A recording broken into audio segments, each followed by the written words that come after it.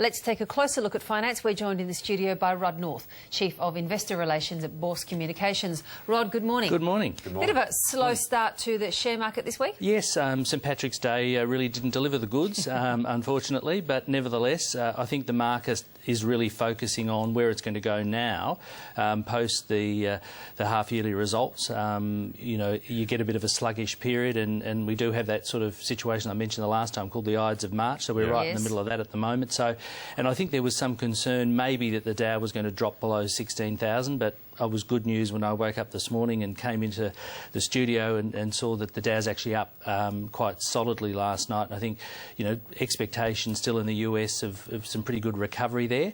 But I think one of the key things that I'll be looking for this week, I suppose it'll be the highlight, will be how the whole David Jones situation will play out, because they're releasing their half-yearly results, and David Jones on Wednesday and Thursday. And of course, it's interesting that both of those CEOs were both sort of leaving the organisations, and particularly in Paul Zara's case, he said he was going, he had enough and he was tired and he wanted to get out. 5 months later, he's still there, rolls the board last week, is putting the results out tomorrow.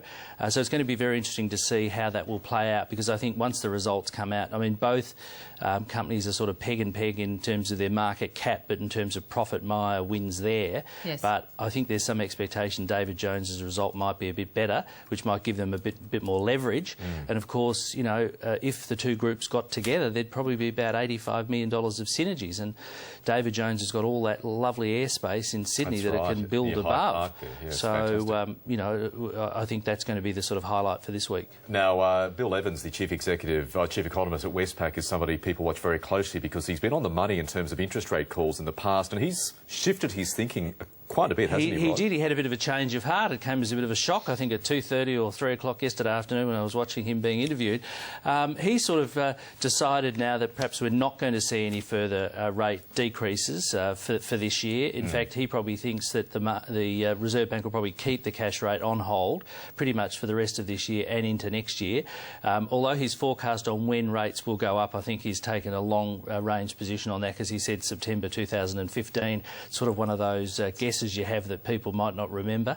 We'll remember. It's so far off. We'll remember it, won't we? But he has been very accurate, although I'm still erring on the fact that, we've still got issues potentially with the unemployment rate. We've still got the budget to deal with in May, and you just never know what's going to happen on the international scene. So, I think you've got to have a bit of a watching brief on what might happen, and you don't want to restrict the Reserve Bank to take any actions necessary to get the economy chugging away again. Rod, thank you for being here. Thank you.